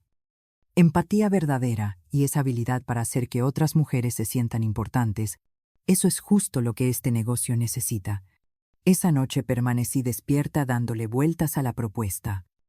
A mis 67 años se me abría la posibilidad de convertirme en empresaria, de ser independiente en lo económico, y de construir algo propio. Era un sueño que nunca había tenido, porque siempre había estado demasiado ocupada viviendo para los demás. El miércoles por la tarde, mientras acomodaba el inventario en la boutique, sonó mi teléfono. Era Mateo llamando desde el colegio. Abuela, ¿es verdad que ya no vas a querer verme nunca más? ¿Quién te dijo eso? Hijo, mamá dice que como no quieres volver a la casa, tampoco quieres saber nada de mí. La manipulación de Verónica parecía no tener límites. Mateo, eso no es cierto. Yo siempre voy a querer verte. De hecho, estaba pensando que podrías visitarme en vacaciones. ¿De veras? Sí, de veras. Pero tendrías que pedirle permiso a tu mamá. Se lo voy a pedir ahora mismo. Esa misma tarde, Verónica me llamó furiosa. ¿Cómo se te ocurre meterle ideas raras a Alejandro? Ideas raras. Solo le dije que podía visitarme. Ni loca. Voy a dejar que te lo lleves. No me lo voy a llevar. Solo sería una visita de vacaciones, como la que cualquier niño hace a casa de sus abuelos. Tú no eres como cualquier abuela. Tú abandonaste a tu familia. Verónica. Yo no abandoné a nadie. Me defendí de una hija abusiva. Isabel. Deja ya de hacerte la víctima. Y tú deja de hacerte la inocente. Nos conocemos desde hace 34 años. Sabes exactamente por qué me fui. La discusión terminó con ella colgando el teléfono. Esa misma noche Mateo volvió a llamarme. Abuela, mamá dice que eres peligrosa. ¿Es verdad? ¿Tú qué piensas? Hijo, que no eres peligrosa, que eres la mejor abuela del mundo y que puedo confiar en ti. Exactamente. Mi amor, no te preocupes por lo que digan otros. Tú sabes quién soy realmente. Esa conversación me confirmó algo esencial. Mateo estaba aprendiendo a diferenciar entre la verdad y la manipulación. Era una fortaleza que lo acompañaría siempre. El viernes de esa semana le di mi respuesta a Teresa. Aceptaba ser su socia. Firmamos los documentos ante un notario y oficialmente me convertí en copropietaria de Elegancia Madura. Por primera vez, mi nombre aparecía en papeles legales como empresaria, no como dependiente ni como beneficiaria de alguien más. Esa noche lo celebramos con una cena especial, y Teresa me regaló tarjetas de presentación que decían Isabel Ramírez, consultora de imagen y socia fundadora. Al ver mi nombre impreso de esa manera, las lágrimas de alegría inundaron mis ojos. Los días siguientes trabajé con más entusiasmo que nunca. Cada clienta era una oportunidad de demostrar que las mujeres maduras todavía tenemos mucho que ofrecer. Una tarde llegó una señora que me confesó que su familia la presionaba para vender su casa y mudarse con una hija que en realidad no la quería. ¿Y usted desea vender su casa? Le pregunté. Para nada. Ahí crié a mis hijos. Ahí viví con mi esposo, pero dicen que es lo mejor para mí. ¿Y quién decide lo que es mejor para usted? La pregunta la dejó en silencio. Reflexionando. Al final de esa semana recibí una llamada que me llenó de orgullo. Era Beatriz, la mujer que antes había buscado ropa para una residencia de ancianos. Isabel, debo contarte algo. Le dije a mi hijo que no me voy a ninguna residencia. Mi casa es mía y me quedo en ella. Se enojó muchísimo, pero no puede obligarme. Y sabes que me siento libre. Libre por primera vez en meses, y todo gracias a nuestra conversación. Cuando colgué comprendí que mi experiencia personal se había transformado en una herramienta para ayudar a otras mujeres. Mi dolor se había convertido en un propósito. Esa noche, cenando con Teresa, pensé en todo lo que había cambiado en tan poco tiempo. Apenas 3 meses atrás yo era una mujer humillada, robada y despreciada en mi propia casa. Ahora era una empresaria, con nuevos amigos, con proyectos propios, pero sobre todo con respeto hacia mí misma. Teresa, le dije, creo que encontré mi verdadera vocación: ayudar a mujeres como yo a descubrir su valor. Isabel, creo que tienes toda la razón. Esto apenas empieza. 3 meses después de asociarme en Elegancia Madura, recibí una llamada inesperada del licenciado Gutiérrez. Señora Ramírez, su hija Verónica acaba de presentar una demanda para anular la venta de la casa. Mi corazón se aceleró. ¿Puede hacer eso? Está alegando que usted actuó bajo influencia de terceros, pero no tiene sustento legal. Sin embargo, hay algo más grave. Verónica perdió su empleo hace 2 semanas y atraviesa una situación económica crítica. Esta demanda parece un acto desesperado. La noticia me sorprendió, pero en lugar de tristeza, sentí una mezcla de compasión y confirmación de que había hecho lo correcto. Esa tarde, mientras atendía a una clienta, mi teléfono sonó con insistencia. Contesté al fin y escuché una voz que me heló la sangre. Señora Isabel. Sí. ¿Quién habla? Soy Claudia.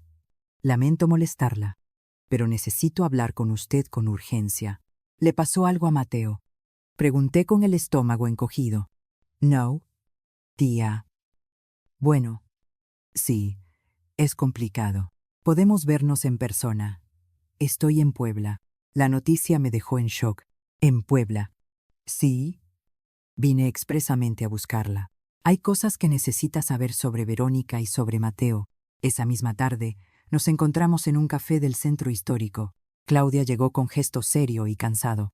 Tía Isabel, Lo que voy a contarle no será fácil de oír. Dime. Haya. Ya nada puede sorprenderme. Verónica está en quiebra total. Perdió su empleo por las constantes tardanzas. Gastó sus ahorros en caprichos. Y ahora debe 3 meses de renta. Y lo peor es Mateo.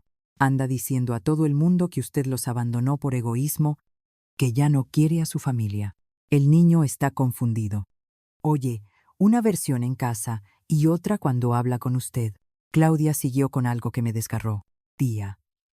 La semana pasada los visité y encontré a Mateo haciendo su tarea solo mientras Verónica discutía con el casero por teléfono. El niño me preguntó si era cierto que usted ya no lo quería, porque él era una carga. Sentí que el corazón se me rompía en 1000 pedazos. ¿Y qué le contestaste? Le dije la verdad, que usted lo ama más que a nada, pero que tuvo que irse porque su madre la maltrataba. ¿Y qué respondió? Me dijo que ya lo sabía, que siempre se sentía mal cuando la veía sufrir, pero que no sabía cómo ayudar. Claudia, ¿por qué me cuentas esto?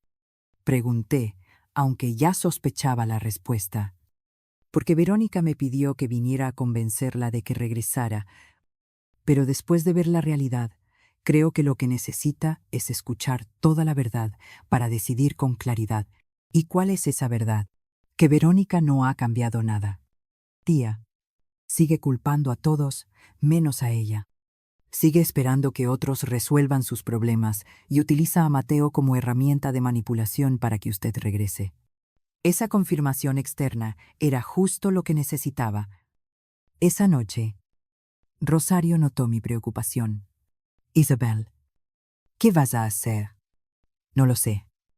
Rosario, sé que no puedo volver con Verónica, pero tampoco puedo dejar que Mateo sufra por los errores de su madre, y si existe una tercera opción, sugirió con su sabiduría habitual. Tsual, ¿y si Mateo viniera a vivir contigo aquí? Lejos de ese ambiente tóxico, la idea me ilusionó y me asustó al mismo tiempo. Y Verónica aceptaría. Si está en la ruina y no puede darle lo que necesita, tal vez no tenga alternativa. Al día siguiente consulté al licenciado Gutiérrez sobre esa posibilidad. Señora Ramírez, si Verónica está en dificultades económicas y usted puede demostrar que cuenta con estabilidad para cuidar al menor, ¿es posible solicitar la custodia temporal? Sobre todo, si el bienestar emocional del niño está en riesgo, y si él la se opone, puede hacerlo. Pero si no puede garantizar un ambiente adecuado y usted sí, la ley favorecerá al niño. El interés superior del menor es lo primero. La idea empezó a tomar forma como la solución más justa para todos, especialmente para Mateo. Y justo cuando esa posibilidad cobraba fuerza, recibí una llamada directa de Verónica. Su voz sonaba distinta, más rota, menos desafiante. Mamá, necesito hablar contigo. Dime. Verónica, estoy en serios problemas. Por primera vez en muchos años, percibí vulnerabilidad genuina en su tono, no esa manipulación calculada de siempre. ¿Qué clase de problemas económicos? ¿Me van a desalojar del departamento? No tengo empleo. No sé qué hacer con Mateo. ¿Y por qué me llamas a mí, según recuerdo? Soy una vieja inmunda que solo estorba. Mamá, por favor. Sé que me porté muy mal contigo. No. Verónica, no te portaste mal, me robaste dinero. Planeaste arrebatarme mi casa. Me humillaste durante años y hasta me escupiste en la cara. Hubo un silencio prolongado al otro lado de la línea. Mamá, no sabía cómo pedirte perdón. El perdón no se pide, se gana. ¿Qué has hecho tú para merecerlo? He estado reflexionando mucho sobre todo lo que pasó, sobre cómo te traté, sobre la persona en la que me convertí y que no me gusta ser. Por primera vez en años, Verónica sonaba sincera. ¿Y qué conclusión sacaste? Que fui una hija terrible. Que abusé de tu bondad. Que por mi egoísmo perdí a la mejor madre del mundo. Las lágrimas comenzaron a correr por mis mejillas, pero no eran de alegría, sino de una tristeza honda por el tiempo desperdiciado. ¿De verdad entiendes lo que me hiciste? Creo que sí. Te hice sentir como un estorbo en tu propia casa. Te quité dinero. Te falté al respeto frente a tu nieto y te traté como si fueras mi sirvienta en lugar de mi madre. ¿Y por qué lo hiciste? Porque me sentía fracasada. Mi matrimonio se había acabado. No tenía un trabajo estable. Vivía en tu casa con 34 años. Y en vez de luchar por salir adelante, me resultaba más fácil culparte a ti. Era la primera vez que Verónica asumía responsabilidad real, sin excusas ni justificaciones. ¿Y qué necesitas de mí ahora? Pregunté, aunque ya intuía la respuesta. Ayuda. No para mí, sino para Mateo. Él no tiene la culpa de mis errores. ¿Qué tipo de ayuda? Tal vez, podría vivir contigo mientras yo arreglo mi vida. Sé que no tengo derecho a pedirte nada, pero él te necesita. Me sorprendió escuchar esa propuesta de su boca. ¿Estarías dispuesta a dejar que tu hijo viva conmigo? Sí, si eso es lo mejor para él. Tú siempre fuiste mejor madre de lo que yo he sabido ser. Y sin duda eres mejor abuela de lo que yo he sido madre. Aquella conversación me dejó con un torbellino de emociones. Sentía una satisfacción extraña al verla reconocer sus errores, pero también me dolía en lo más profundo verla tan derrotada. Por encima de todo, me conmovía la posibilidad de ofrecerle a Mateo un ambiente sano y estable. Si vamos a considerar esa opción, tienes que entender algunas cosas, le dije. Primero, esto no significa que todo queda perdonado. Segundo, si Mateo viene conmigo, será bajo mis reglas, no bajo las tuyas. Y tercero, tendrás que demostrar cambios reales, no solo promesas. Entiendo y acepto, respondió. ¿Estás segura? Porque Mateo no es un objeto que se presta y se devuelve. Si se queda conmigo, será porque es lo mejor para él, no para sacarte de un apuro. Mamá, por primera vez, en mucho tiempo, estoy pensando realmente en lo que es mejor para mi hijo, no en lo que me conviene a mí. Quedamos en que Verónica hablaría con Mateo sobre la posibilidad y que después tendríamos una conversación los tres para decidir. 2 días después, madre e hijo llegaron en autobús a Puebla. Cuando vi a mi nieto descender, el corazón se me desbordó de alegría. Había crecido, pero sobre todo se le notaba más sereno que la última vez. Verónica, en cambio, lucía desmejorada, más delgada, con profundas ojeras que delataban noches sin dormir. Cuando nos abrazamos, ya no hubo tensión ni fingimiento. Fue el abrazo de una hija que por fin reconocía lo que había perdido. Teresa nos recibió en su casa con enorme calidez. Había preparado la habitación de invitados para Verónica y había comprado juguetes para Mateo. Durante la cena observé un cambio notable. Mi hija estaba más pendiente de su hijo, más cariñosa que en años. Mamá, dijo Mateo, es verdad que podría vivir contigo. ¿Te gustaría? Hijo, sí. Pero... ¿y mi mamá? No quiero que se quede sola. Su preocupación me confirmó que, a pesar de todo, era un niño noble. Mateo, intervino Verónica, con voz suave. Mamá va a estar bien. Necesito ordenar mi vida. Y mientras tanto estarás mejor con tu abuela, pero me vas a visitar, por supuesto. Y cuando todo esté en orden, podremos estar juntos de nuevo. ¿Lo prometes? Te lo prometo. Pero esta vez será una promesa real, no como las de antes. Esa noche, después de acostar a Mateo, Verónica y yo tuvimos la charla más sincera de nuestra vida. Mamá, no espero que me perdones de inmediato.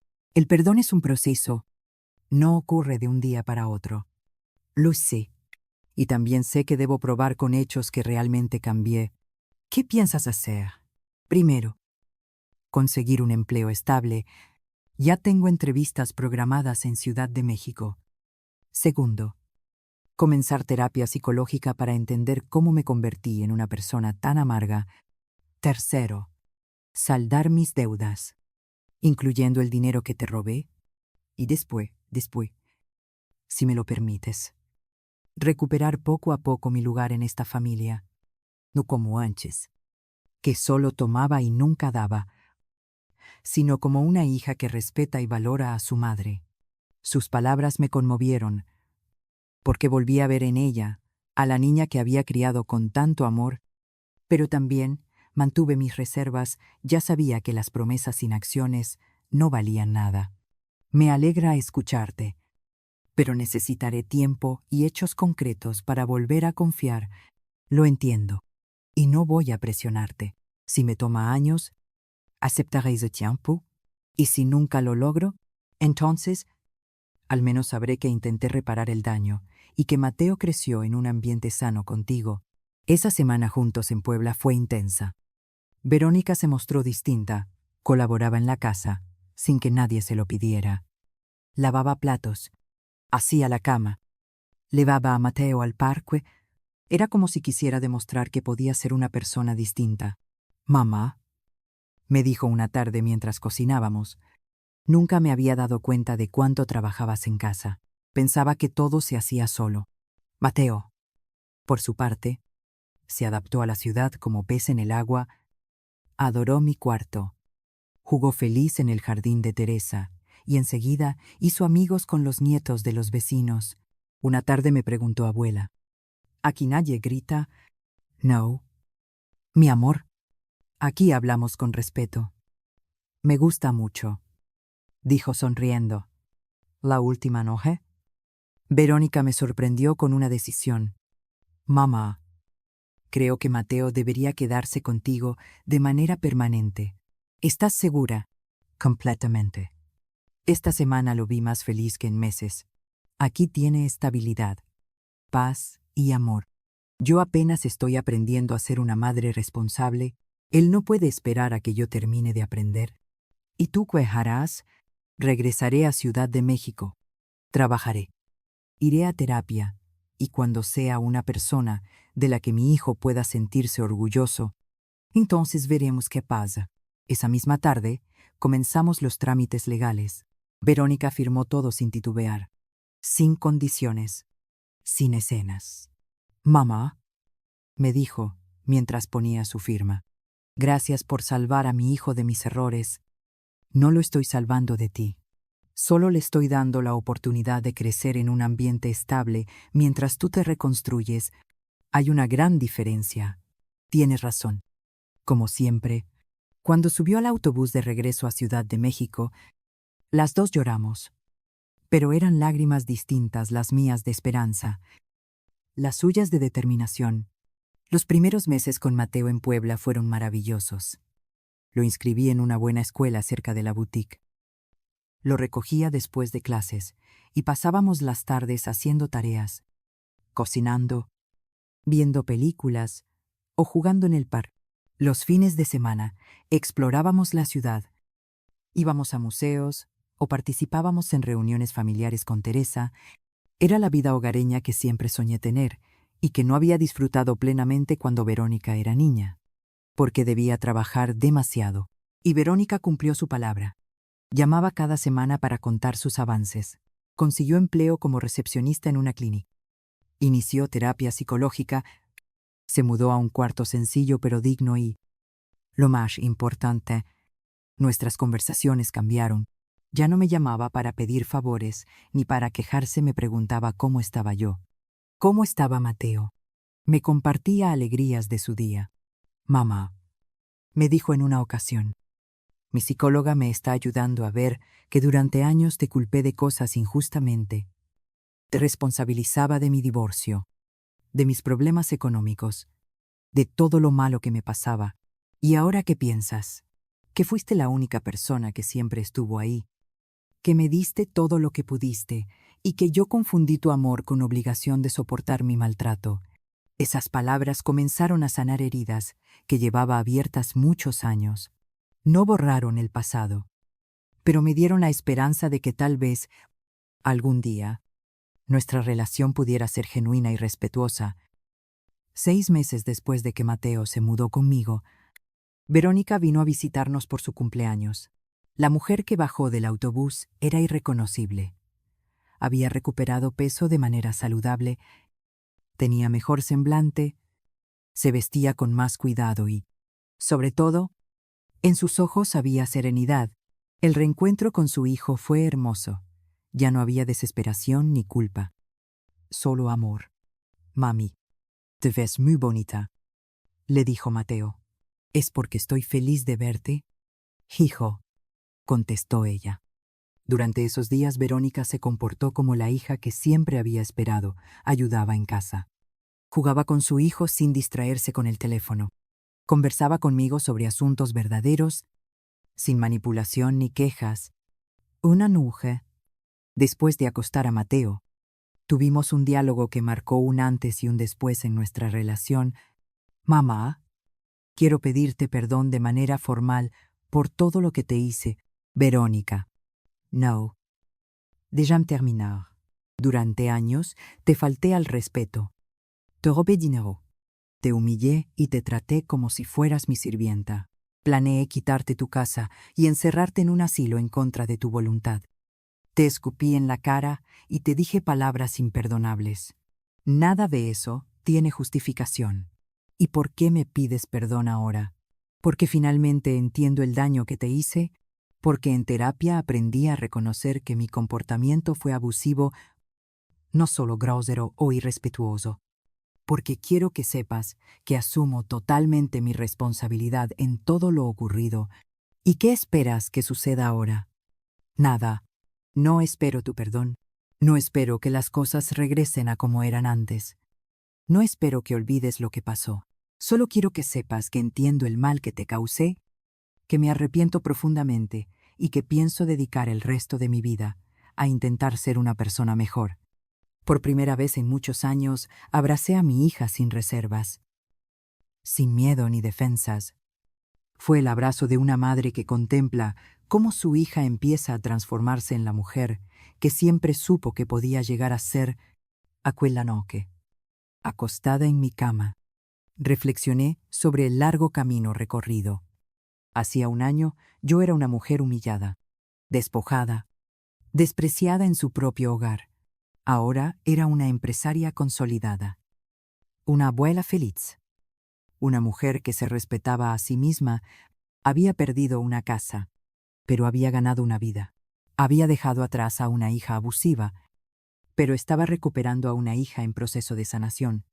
Ay, sobre todo, le había enseñado a mi nieto que el amor no significa soportar maltratos, sino valorarse lo suficiente para apartarse de quien nos hiere.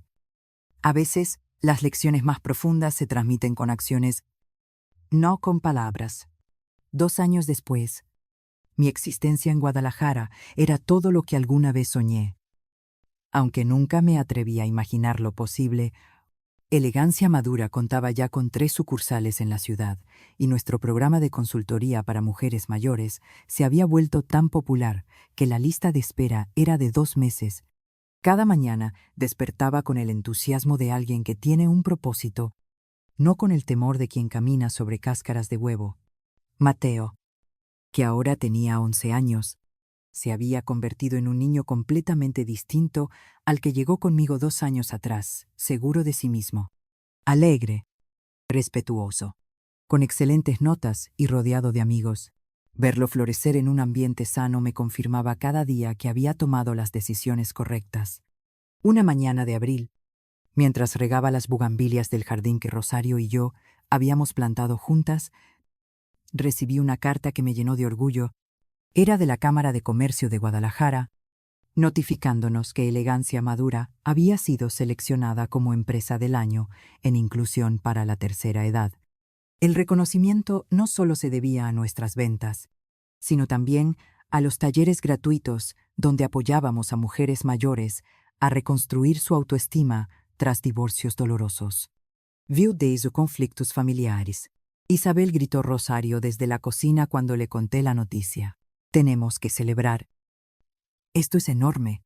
Esa tarde, mientras preparábamos una cena especial, comprendí que no solo había encontrado una nueva vida, sino también mi verdadera vocación. Mateo llegó corriendo de la escuela, con la mochila, rebotando en su espalda, y una sonrisa que iluminaba la casa. Abuela, La maestra dice que mi proyecto sobre empresarias mexicanas ganó el primer lugar. Su trabajo había sido sobre mí, sobre cómo una mujer de 67 años había comenzado un negocio exitoso después de una crisis familiar. Mi amor, estoy muy orgullosa de ti, le dije abrazándolo. Pero lo más importante, tú estás orgulloso de tu abuela. Súper orgulloso. Le conté a todos mis amigos que mi abuela es una empresaria famosa. Sus palabras me llenaron de una felicidad desconocida, la de ser reconocida, respetada y admirada por alguien que realmente me conocía. Esa noche, tras acostar a Mateo, me senté en mi silla favorita del jardín con una taza de té de manzanilla, contemplando las estrellas. Habían pasado exactamente 3 años desde aquella vez en que Verónica me escupió en la cara, llamándome una vieja inmunda. 3 años desde que tomé la decisión más dura y liberadora de mi vida. En ese tiempo había reconstruido mi existencia, había recuperado mi dignidad y había criado a un nieto en un entorno sano, además de haber acompañado a decenas de mujeres a descubrir su fuerza. Lo más valioso que aprendí fue que el amor propio no es egoísmo, sino la base de toda relación sana. Verónica había mantenido su palabra de forma sorprendente. Durante esos 2 años, visitó a Mateo cada 3 meses. Siempre respetuosa, siempre agradecida, siempre consciente de que estaba en mi casa bajo mis reglas. Había ascendido a coordinadora administrativa en su empleo, saldado sus deudas, continuado con la terapia psicológica y cultivado una vida social equilibrada.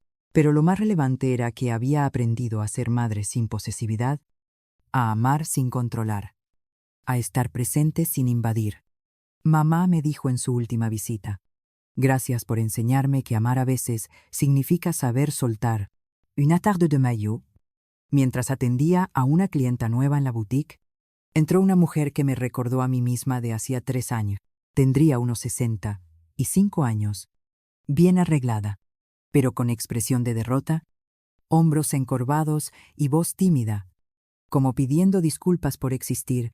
Busco algo elegante, pero no muy caro, murmuró casi inaudible. ¿Para qué ocasión? Le pregunté con toda la calidez que había aprendido a usar con mujeres en situación de vulnerabilidad. Es que mis hijos quieren mudarme a una residencia de ancianos. Dicen que debo presentarme bien para la entrevista. Sus palabras me transportaron de inmediato a mi propio pasado. ¿Y usted quiere mudarse a esa residencia?, pregunté con franqueza. Por supuesto que no, pero mis hijos insisten en que ya no puedo vivir sola, que soy una carga. ¿Y usted qué piensa? Que en realidad lo que quieren es vender mi casa y repartirse el dinero. Pero si lo digo, soy una vieja desconfiada y paranoica. La invité a sentarse en el área de consulta que habíamos creado justamente para esos casos. ¿Cómo se llama usted? Carmen. Carmen. Está en pleno uso de sus facultades mentales. Por supuesto, cuenta con recursos propios. Sí, mi pensión y mis ahorros. Entonces, ¿por qué tiene que obedecer lo que ellos quieren en lugar de lo que usted desea? Conversamos durante 2 horas. Carmen me narró una historia que era como mirar mi pasado, reflejado en un espejo. Hijos manipuladores, chantaje emocional disfrazado de preocupación, presión constante para que aceptara decisiones que no quería. Pero también percibí en ella el mismo fuego interno que había despertado en mí el día en que decidí defenderme.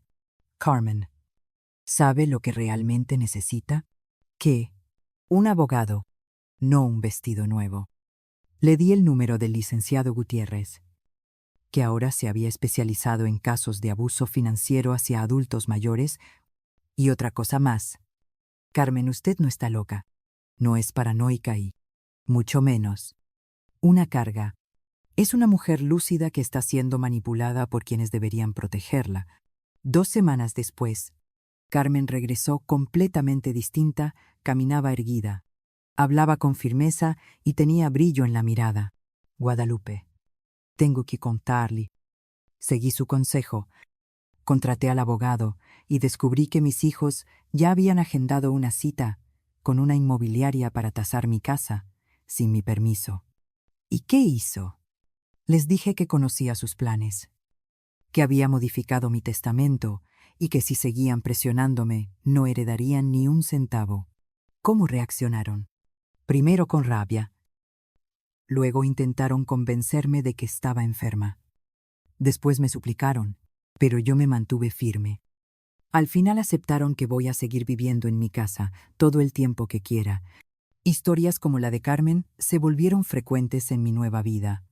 A través de la boutique conocí decenas de mujeres en situaciones parecidas y entendí que el abuso hacia los mayores por parte de sus propios hijos era más común de lo que la sociedad admitía. Por eso Rosario y yo decidimos ampliar nuestro proyecto más allá de la ropa. Ofrecíamos talleres de autoestima, charlas sobre derechos de los adultos mayores y un grupo de apoyo que se reunía cada martes por la tarde. Lo llamamos Mujeres con Propósito, y pronto se transformó en un refugio donde muchas redescubrían su valor después de años de maltrato familiar. Una tarde de junio, mientras dirigía uno de estos encuentros, entró una joven de unos 35 años, bien vestida, pero con gesto angustiado. Se sentó al fondo y no participó.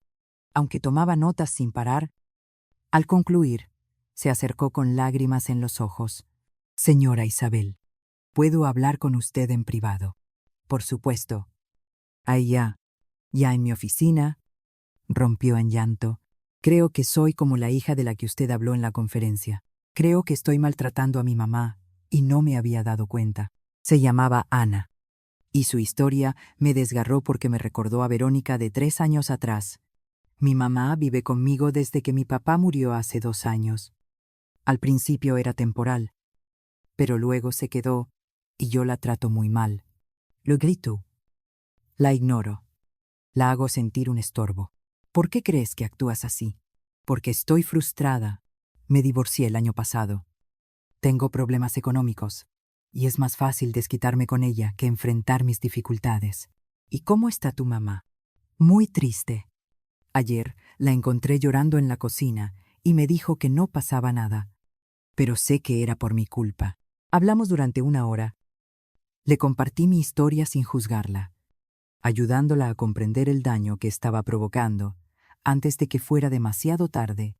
Ana, tu madre no estará contigo para siempre y cuando falte, tendrás que cargar con la culpa de cómo la trataste. ¿Crees que aún puedes reparar las cosas? ¿De verdad se puede? Claro que sí. Pero el cambio debe ser real, no promesas. Busca ayuda para tus problemas. Respeta a tu madre. Sobre todo, deja de responsabilizarla por lo que no le corresponde. Se marchó con una lista de terapeutas y la promesa de regresar en un mes para contarme cómo avanzaba. Y así, lo hizo un mes más tarde. Volvió acompañada de una mujer de unos 70 años, elegante y sonriente. Señora Isabel. Ella es mi mamá. Esperanza. Quería conocerla y darle las gracias personalmente. Esperanza me abrazó con lágrimas en los ojos. No se imagina cuánto ha cambiado mi hija desde que habló con usted. Ya no me grita. Me pide mi opinión. Me trata con cariño. Es como si hubiera recuperado a la hija que había perdido. Ana había cumplido. Su palabra estaba en terapia. Trataba a su madre con respeto y había dejado de culparla por sus frustraciones. Señora Isabel, me dijo con la voz firme de quien asume un compromiso. Usted me salvó de convertirme en la clase de persona que no quería ser. Estos encuentros se habían transformado en la parte más gratificante de mi vida renovada. Cada mujer que recuperaba su autoestima, cada hija que reconocía a tiempo su abuso, era un recordatorio de que todo mi dolor había encontrado un propósito. Cada familia que lograba salvar de la destrucción me confirmaba que mi sufrimiento había tenido un propósito mayor. No había soportado todo en vano, había pasado por el dolor para aprender, para crecer y para transformar mi experiencia en un instrumento de sanación. Mi historia se había convertido en un faro para mujeres que necesitaban recordar que no estaban solas, que tenían alternativas, que merecían respeto. En agosto recibí una llamada que me llenó de alegría. Era Mercedes, la señora que había conocido en mis primeros días en la boutique, aquella que había llegado buscando ropa para una residencia de ancianos. Isabel, tengo que contarle algo maravilloso. Mi hijo me pidió perdón oficialmente por haber intentado forzarme a vender mi casa. Ahora está en terapia familiar. Y poco a poco estamos reconstruyendo nuestra relación. ¿Y cómo se siente usted? Pregunté conmovida. Libre, respetada, valorada. Por primera vez en muchos años, mi hijo me habla como a una persona adulta, no como a una niña. ¿Y qué aprendió de toda esta experiencia? Que debo defenderme, que nadie más lo hará en mi lugar, y que usted tenía razón, el amor jamás significa aguantar maltrato. Una tarde de septiembre, mientras Mateo hacía su tarea en la mesa de la cocina, me lanzó una pregunta que me hizo reflexionar profundamente. Abuela, ¿tú ya perdonaste a mamá? La interrogante me tomó por sorpresa. ¿Por qué me preguntas de eso? Mi cielo, porque en la escuela tenemos un proyecto sobre el perdón, y quiero entender si tú ya perdonaste todo lo que pasó. Me senté a su lado y pensé con cuidado. Alejandro, el perdón es algo muy complejo. No es como en las películas, donde alguien lo pide y de inmediato todo se soluciona. Entonces, no la has perdonado. El perdón es un proceso. Tu mamá me hizo mucho daño, pero también ha mostrado un esfuerzo sincero por cambiar, así que estoy en proceso de perdonar. ¿Y eso qué significa? Que ya no siento rabia hacia ella, que puedo estar a su lado sin dolor, que reconozco su esfuerzo por ser mejor persona, pero también significa que no olvido lo sucedido y que mantengo mis límites para protegerme. Si alguna vez vuelve a portarse mal, tendré que tomar decisiones difíciles otra vez, pero espero que eso no ocurra. Abuela, yo estoy orgulloso de ti. ¿Por qué? Hijo, porque fuiste valiente, porque no dejaste que te maltrataran, porque me enseñaste que debo respetarme a mí mismo. Sus palabras me confirmaron que la lección más importante que le había transmitido no era sobre el perdón, sino sobre el valor propio. En octubre, llegó una invitación que me emocionó profundamente. La Universidad de Guadalajara me pedía dar una conferencia sobre emprendimiento en la tercera edad para estudiantes de administración. Era un reconocimiento académico a que mi historia tenía valor, a que podía inspirar. El día de la ponencia, el auditorio estaba repleto de jóvenes de 20 años que me escucharon con respeto mientras relataba cómo había fundado un negocio exitoso a los 67 años. Después de una crisis personal devastadora, señora Gutiérrez, me preguntó una estudiante, ¿qué le diría a una mujer mayor que sufre maltrato familiar y teme defenderse? Le diría que el miedo es natural, pero que vivir en él es peor que enfrentar la incertidumbre. Le recordaría que merece respeto, que tiene opciones y que nunca es demasiado tarde para empezar de nuevo. ¿Y qué mensaje les daría a los hijos que maltratan a sus padres sin darse cuenta? Que abran los ojos antes de que sea tarde, que sus padres no estarán siempre y que, cuando falten, tendrán que convivir con la culpa de cómo los trataron. Después de la charla, varios estudiantes se acercaron a contarme sus propias experiencias: abuelos maltratados, padres que no valoraban a los mayores. Comprendí que mi historia había tocado fibras profundas y que tal vez algunos regresarían a casa con una nueva mirada hacia sus familiares. En noviembre, Verónica vino para el cumpleaños de Mateo. Llegó con obsequios apropiados, con tiempo suficiente para ayudar en los preparativos y con un respeto evidente hacia mi casa y mis reglas. Durante la celebración, la observé interactuar con su hijo presente, atenta, cariñosa, pero sin esa posesión sofocante de antes. Había aprendido a ser madre sin invadir, a amar sin controlar. Mamá me dijo esa noche después de acostar a Mateo: quiero que sepas que cada día agradezco la decisión que tomaste hace 3 años. ¿Por qué? Porque me obligaste a madurar. Me forzaste a enfrentar mis problemas en lugar de culpar a los demás. Me empujaste a convertirme en la madre que Mateo necesitaba. ¿De verdad crees que yo tenía que irme para que aprendieras eso? ¿Con honestidad? Sí. Yo estaba demasiado cómoda maltratándote, sabiendo que ibas a soportarlo siempre. Nunca hubiera cambiado si tú no hubieras puesto límites tan drásticos. Y no me guardas rencor por esa decisión, todo lo contrario. Lamento que me haya tomado tanto tiempo comprender que era abusiva contigo. Lamento que tuvieras que llegar al extremo de marcharte para que yo reaccionara. Era la primera vez que usaba la palabra abusiva para describir su comportamiento, y eso me confirmó que al fin entendía la magnitud de lo ocurrido. En diciembre, mientras decorábamos la casa para las fiestas navideñas, Mateo me hizo una pregunta que me llenó de ternura. Abuela, ¿puedo invitar a mis amigos a la posada? Quiero que conozcan a la abuela más genial de Guadalajara.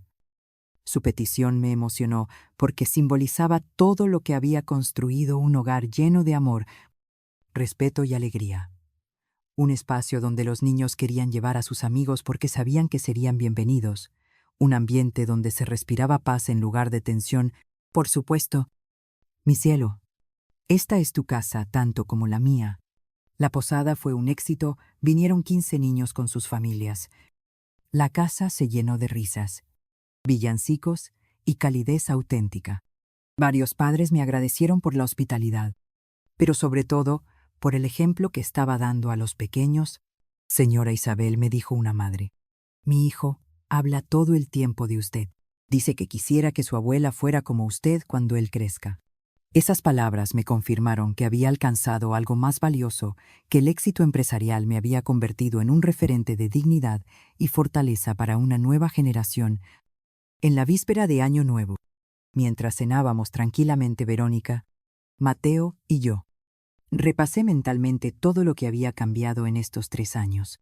Había perdido una casa, pero había ganado un hogar. Había perdido a una hija abusiva, pero había recuperado a una hija en proceso de sanación. Había perdido la falsa calma del silencio sumiso, pero había conquistado la verdadera paz del respeto mutuo. Ay. Sobre todo, había descubierto que nunca es tarde para empezar de nuevo, para defender tus derechos y para exigir el respeto que mereces.